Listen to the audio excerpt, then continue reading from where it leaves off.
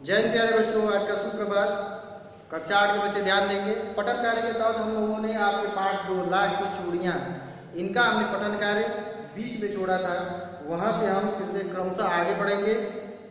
तो चूड़ियाँ, लाख की चूड़ियाँ, पहले तो मोच ना आ जाए ऐसा बदलू बता रहे हैं कि शहर की जो औरतें हैं वो नाजुक होती हैं, वो अपने पति के साथ हाथ में हाथ डालकर घूमती हैं, उन्हें कोई लाज शर्म नहीं है। उनके हाथ कलाइयाँ क्या होती है, नाजुक होती है। वो लाख की चूड़ियाँ नहीं, शीशे की चूड़ियाँ ही पहने तो ठीक है।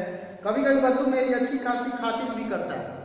यानी मामा के यहाँ लेखक जो अपने गए हैं, वहाँ के गाँव में जो बदलू हैं, जो लाख की चूड़ियाँ बनाते हैं तरह तरह की रंग बिरंगी, तो उनके यहाँ कभी पहुँचते तो गाँव के भांजे होने के नाते, यानी एक तरह से लेखक उस गांव में क्या था, लेखक के लिए वो गांव मामा का गांव था।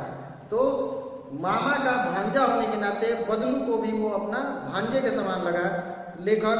तो कभी कभी बदलू मेरी अच्छी खासी खातिर भी करता, मेरी आवभगत करता। जिन दिनों उसकी गाय के दूध होता वह सदा मेरे लिए मलाई बचा कर रखता। यानी जब भी हम बदलू के यहाँ जाते, लेखक बता रहे हैं, तो उनके यहाँ जो गाय थी उसकी दूध का मलाई वो बचा कर लेखक के लिए रखता था, उसे खिलाता था। और आम की फसल में तो मैं रोज ही उसके यहाँ से 2-4 आम खा जाता। यानी आम के पेड़ों से जब लेखक उसके यहाँ पहुँचते बैठते तो वहाँ से हमेशा उनको आम खाने को मिल जाता। परंतु इन सब बातों के अतिरिक्त जिस कारण वह मुझे अच्छा लगता था वह यह था कि लगभग रोज ही वह मेरे लिए 1-2 गोलियां बना देता। यानी लाख की छोटी छोटी गोलियां, रंग बिरंगी गोलियां वो बना देता। यह लेखक को अत्यंत प्रिय था। मैं बहुधा हर गर्मी की छुट्टी में अपने मामा के यहाँ चला जाता। बहुधा यानी हर बार, बार बार, कई बार। तो मामा क्या चला जाता और 1-आध महीने वहां रहकर स्कूल खुलने के समय तक वापस आता। परंतु 2-3 बार ही मैं अपने मामा के यहाँ गया होऊंगा, तभी मेरे पिता की एक दूर के शहर में बदली हो गई। अभी लेखक 2-3 दफा ही मामा के यहाँ गया है, तब तक उनके पिता के, लेखक के पिता की दूर के शहर में ट्रांसफर, बदली, स्थानांतरण हो गया। और एक लंबी अवधि तक मैं अपने मामा के गाँव न जा सका। तब लगभग 8-10 वर्षों के बाद जब मैं वहां गया तो इतना बड़ा हो चुका था कि लाख की गोलियों में मेरी रुचि नहीं रह गई थी।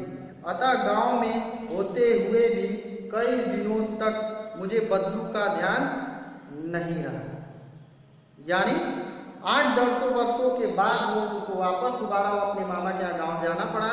तो लाख की गोलियों में जो उनको पहले इंटरेस्ट रहता था, पहले जो रुचि रहती थी, वो रुचि, वो उत्कंठा उनकी समाप्त हो गई थी। अतः गांव में होते हुए भी कई दिनों तक मुझे बदलू का ध्यान ही नहीं आया। यानी इतने वर्षों के पास पहुंचे तो मुझे बदलू का ध्यान ही नहीं रहा। इसी बीच मैंने देखा गांव के लगभग सभी स्त्रियां कांच की चूड़ियां पहने हैं, शीशे की। विरले ही हाथों में मैंने लाख की चूड़ियां देखी। तब एक दिन सहसा मुझे बदलू का ध्यान हो आया। जब उन्होंने लाख की चूड़ियां महिलाओं के हाथ में देखी लेखक ने, तो बदलू का ध्यान हो आया। बात यह हुई कि बरसात में मेरे मामा की छोटी लड़की आंगन में फिसलकर गिर पड़ी और उसके हाथ की कांच की चूड़ियां टूटकर उसकी कलाई में घुस गई और उससे खून बहने लगा। मेरे मामा उस समय घर पर न थे, मुझे ही उसकी मरहम पट्टी करनी पड़ी। तभी सहसा मुझे बदलू का ध्यान आया और मैंने सोचा कि उससे मिल आऊं। अतः शाम को घूमते घूमते उसके घर चला गया।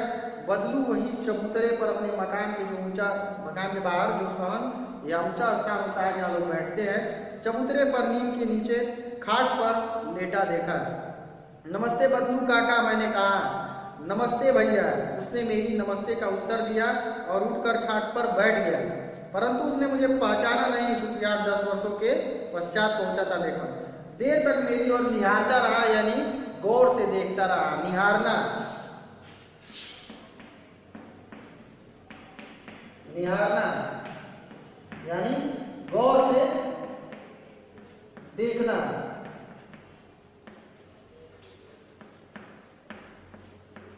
गौर से देखना, निहारता रहा। मैं हूं जनार्दन काका, मैं हूं जनार्दन काका। अपना नाम बताया उन्होंने, जनार्दन। आपके पास से गोलियां बनवा कर ले जाता था।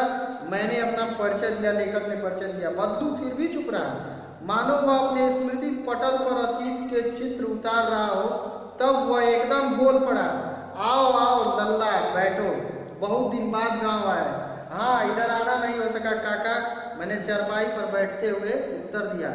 कुछ देर फिर शांति रही। मैंने इधर उधर दृष्टि दौड़ाई, न तो मुझे उसकी मछिया ही नजर आई, न ही भट्टी। आजकल काम नहीं करते काका, मैंने पूछा। नहीं लल्ला, काम तो कई साल से बंद है। मेरी बनाई हुई चूड़ियां कोई पूछे तब तो गांव गांव में कांच का प्रचार, शीशे की चूड़ियों का प्रचार हो गया है। वह कुछ देर चुप रहा, फिर बोला, मशीन युग है ना लल्ला, मशीन युग यानी मशीनों का युग है।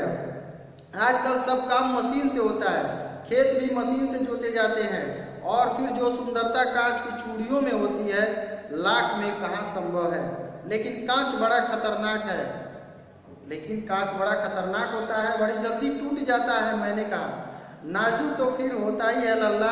कहते कहते उसे खांसी आ गई। नाजुक यानी कमजोर। खांसी आ गई और वह देर तक खांसता रहा। मुझे लगा उसे दमा है।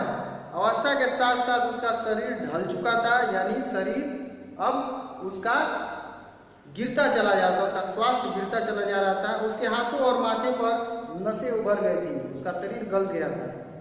जाने कैसे उसने मेरी शंका भांप ली और बोला, दमा नहीं है मुझे, फसली खांसी है, यही महीने 2 महीने से आ रही है, 10-15 दिन में ठीक हो जाएगी। मैं चुप रहा। मुझे लगा उसके अंदर कोई बहुत बड़ी व्यथा छिपी है, यानी दुख छिपा है। मैं देर तक सोचता रहा कि इस मशीन युग ने कितने हाथ काट दिए। इस मशीनी युग ने हाथों से काम करने वाले ना जाने कितने लोगों को, शिल्पकारों को, मजदूरों को बेरोजगार कर दिया।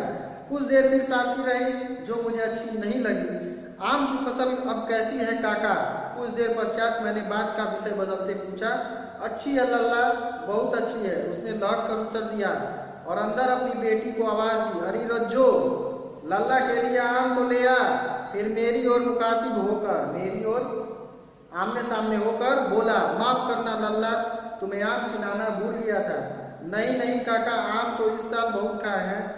वाह वाह, आम खिलाए कैसे जाने दूंगा तुमको, यानी बिना आम खिलाए तुमको कैसे जाने दूंगा, ये बदलू बोल रहा है। मैं चुप हो गया। मुझे वे दिन याद हो रहा है जब वह मेरे लिए मलाई बचा कर रखता था। गाय तो अच्छी है ना काका? मैंने पूछा। गाय कहाँ है लल्ला? 2 साल हुए बेच दी, कहाँ से खिलाता? इतने में रज्जो उसकी बेटी अंदर से एक डलिया में ढेर से आम ले आई। यह तो बहुत है काका, इतना कहाँ से खा पाऊंगा? मैंने कहा। वह बोला, वाह वाह, वह हंस पड़ा, शहरी ठहरे ना, मैं तुम्हारी उम्र का था तो इसके 54 आम एक वक्त में खाया जाता। एक वक्त मतलब एक बार में, एक वक्त में, एक समय में मैं खा जाता था। आप लोगों की बात और है, मैंने उत्तर दिया, यानी लेखक ने उत्तर दिया। अच्छा बेटी, लल्ला को 4-5 आम छांट कर दो, सिंदूरी वाले देना। देखो लल्ला कैसे है, इसी साल यह पेड़ तैयार हुआ। रज्जो ने 4-5 आम अंगुली में लेकर मेरी ओर बढ़ा दिए। आम लेने के लिए मैंने हाथ बढ़ाया तो मेरी निगाह एक क्षण के लिए उसके हाथों पर ठिठक गई। गोरी गोरी कलाइयों पर लाख की चूड़ियां बहुत फब रही थी, यानी रज्जो पर, उसकी बेटी के हाथ में। बदलू ने मेरी दृष्टि देख ली और बोल पड़ा, यह आखिरी जोड़ा बनाया था जमींदार साहब की बेटी के विवाह पर। 10 आने पैसे मुझे दे रहे थे, मैंने जोड़ा नहीं दिया, कहा शहर से ले आओ। मैंने आम ले लिए, खाकर थोड़ी देर पश्चात चला आया। मुझे प्रसन्नता हुई कि बदलू ने हार कर भी अपनी हार नहीं मानी थी। उसका व्यक्तित्व कांच की चूड़ियों जैसा न था कि आसानी से टूट जाए। कामतानाथ की कहानी है। इसका जो पठन कार्य है ये हम सभी ने देखा। पठन कार्य यहाँ आपका समाप्त हुआ। अगली कक्षा में हम अभ्यास प्रश्नों की ओर आगे बढ़ेंगे। अभी के लिए आपकी कक्षा समाप्त।